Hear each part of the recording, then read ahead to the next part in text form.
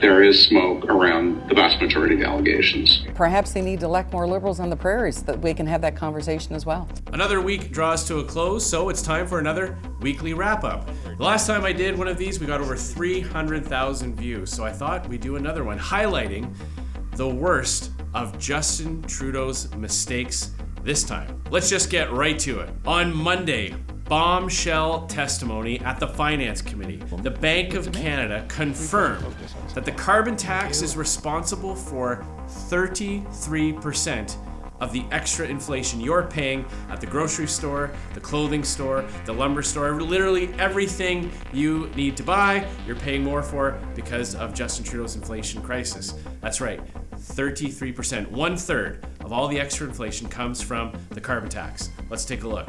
What would be the effect on inflation if the carbon tax was eliminated? And that would create a one-time drop in inflation of 0.6 percentage points. Okay. So we need to pay close attention to the numbers because Liberals will try to confuse and distract. Right now, inflation is at 3.8%. It needs to drop by 1.8 to get down to the target of 2%. So, Tiff Macklin confirmed that the carbon tax is responsible for 0.6% or 1/3 of the extra inflation. So just scrapping the carbon tax alone would get Canada 1/3 of the way to getting inflation finally under control. He also testified that the only way that he can start to lower interest rates, the interest rates that you're paying more for on your mortgage or car loans or credit cards, is to get government spending under control.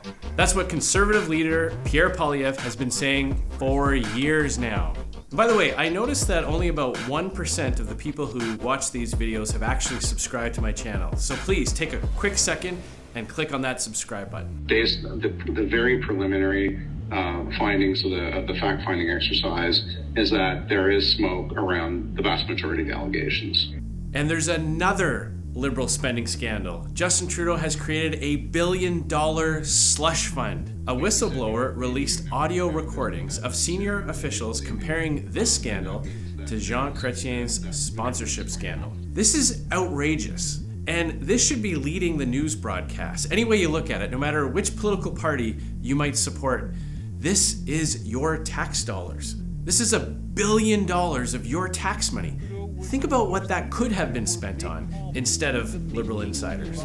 Now, it's not just Conservatives who are coming to the realization that Justin Trudeau has been a disaster.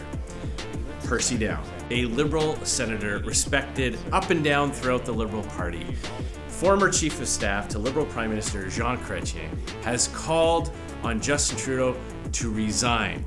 Senator Percy Down is calling for a new Liberal leader to replace Prime Minister Justin Trudeau. I think the party should have a discussion over the next 16 or 17 weeks, and I say by March we still have lots of time. If he decides to go, then we're on a new course. But if you read the op-ed, and I'm sure you did, there would be nothing in that would surprise you. You would have heard it from Liberal MPs privately over the last number of weeks and months.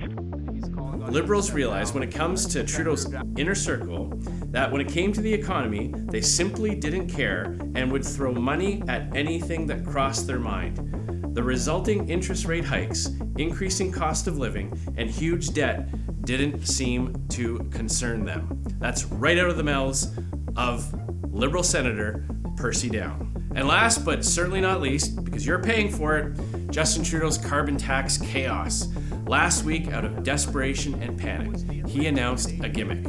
He's going to temporarily pause the pain that his carbon tax causes, but only if you use heating oil to power your furnace. Now, this pause really only helps people in the Atlantic region of Canada.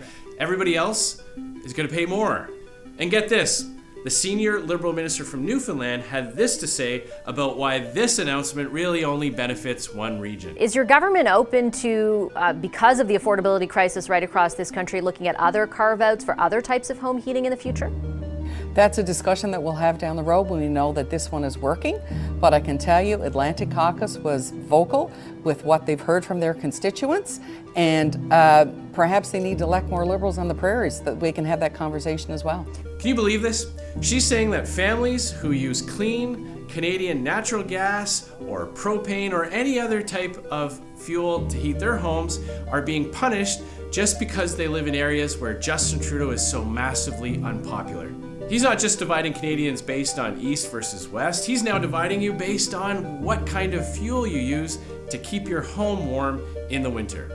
We're calling on the government to extend the exemption to all forms of home heating so that all Canadian households are treated equally, and put his pause in place for all kinds of home heating fuel until after the next election, when Canadians can decide whether they want to support Justin Trudeau's plan to quadruple the carbon tax and make all kinds of home heating more expensive, or the Conservative plan to axe the tax for all Canadians in every region across the board. It's gotten so bad that Saskatchewan Premier Scott Moe has said that he's going to stop collecting the carbon tax on home heating because it unfairly punishes people in his province. And the NDP in Alberta and Saskatchewan have joined the call to stop the discrimination and treat all Canadian households equally. The vote on our motion will happen on Monday, so if you use propane or natural gas or anything else to heat your homes this winter, pay close attention to that vote. And if you live in a riding with an NDP or Liberal member of Parliament, like in Sudbury or Thunder Bay or Edmonton or Winnipeg, call your member of Parliament and demand that you get the same equal treatment when it comes to home heating and the carbon tax. And again, this is all in 1 week. We're talking about years worth of corruption scandals under normal Liberal governments.